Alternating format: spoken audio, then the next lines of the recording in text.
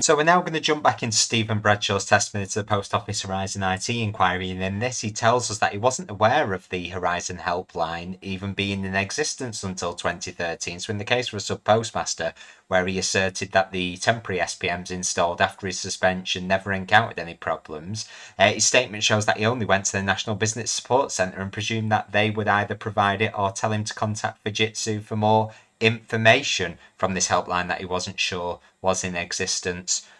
Let's jump into the inquiry. Can we please look at poll 000596552? We're in the 6th of February now. We have an email from Martin Smith of Cartwright King to yourself. I'm going to just read from this email. It says the defence were unable to persuade the judge to order any further disclosure. The defendant's solicitor told me that the defendant still operated the store in which the post office is situated. The defendant had instructed them that both subsequent sub-postmasters had told him that they had experienced problems with the Horizon system. Although you had said in your final statement that during the subsequent transfer of cash and stock after Mr. Ishak's suspension in February 2011, no problems or discrepancies had been reported, the defence may well suggest that this does not necessarily mean that no problems were encountered by the subsequent sub-postmasters. Yeah, and that is an important distinction. Problems reported and problems experienced are technically two different things. I think it would be sensible to obtain statements from both subsequent sub-postmasters confirming that they experienced no problems with the Horizon system, etc. Just looking at the words in speech marks that were in a statement that you had produced for that particular case. So you had said in a statement, during the subsequent transfer of cash and stock after Mr. Ishak's suspension, no problems or discrepancies have been reported. What investigations at that stage, so prior to speaking to the sub-postmasters, had you conducted in relation to problems post-dating Mr. Ishak? Sorry, can you repeat that? You subsequently, and we'll see, took a statement from a sub-postmaster that followed from Mr. Ishak's suspension. You included in a witness statement a statement to the effect that no problems or discrepancies have been reported. Now, are we to read into the fact that you've said have been reported means that in order to make that statement, all you looked at was whether a problem or discrepancy had been reported? A statement was taken from the interim postmaster who was... he had another one in West Yorkshire, in Dewsbury, and he stated in his statement that the equipment was exactly the same, he hadn't changed anything, and he had no issues whatsoever.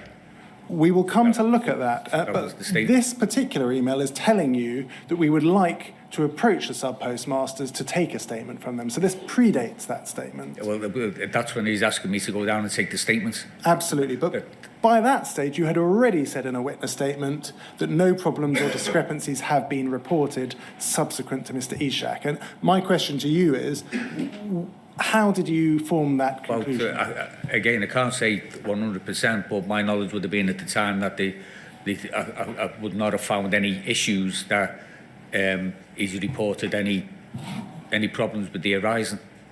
Presumably that means he's requested maybe call logs from the National Business Support Centre or from the Horizon Helpline to establish that, you would think. Is that an assumption? No, that again, without having the case file, and whether the call logs are being obtained from both the NBSC and Horizon. Well, you would hope at the minimum, if you were going to make that kind of statement in the witness statement to a court, that would be the least that you'd done. But there was nothing at the time to indicate any issues from Mr. Ishak. You said no problems or discrepancies have been reported, and really what I'm asking you is, are we to read that very carefully, that you've referred to being reported, because in fact you weren't aware whether there were in fact any problems? Well, they're not reported. To me, there's no issue. So you were relying on, for example, call logs or something along those lines? Yeah. Rather than an investigation of the system? Yeah, if you got it, because I have no reason to investigate the system. Can we please look at poll 000596629? And we're going to start at page 14. This is the statement that is referred to there. And it's a statement from you. And it says, the call logs for the period of 8th of July 2010 to 11th of February 2011 were requested from the National Business Support Centre. Those logs have been examined and show that no calls were made by Mr. Ishak during that particular period. If we look over the page, please, and we can see the line that I've just taken you to. It's at the bottom of that page. It says, during the subsequent transfer of cash and stock after Mr. Ishak's suspension in February 2011, no problems or discrepancies have been reported.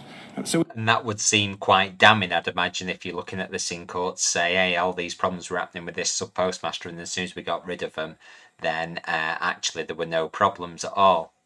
We have a statement that says, I've obtained the call logs from July 2010 to February 2011, and Mr. Ishak hadn't reported during that period. And then you have at the bottom that no problems or discrepancies have been reported. By this particular stage, you hadn't in fact spoken to the subsequent sub-postmasters. No, that will be done in the transfer from the old postmaster to the new postmaster. So in effect is, if you say these £10,000 of cash, the incoming postmaster, Mr. Patel, has agreed these £10,000 of cash, these 10 stamp books, these so many of these, so many of the, he's agreed with everything that's in the office at that time. And so that's what that refers to. Could we, if we scroll back to the first page, please? I just want to also just ask you about the call logs that were obtained. Sorry, it's page 15. 14, thank you.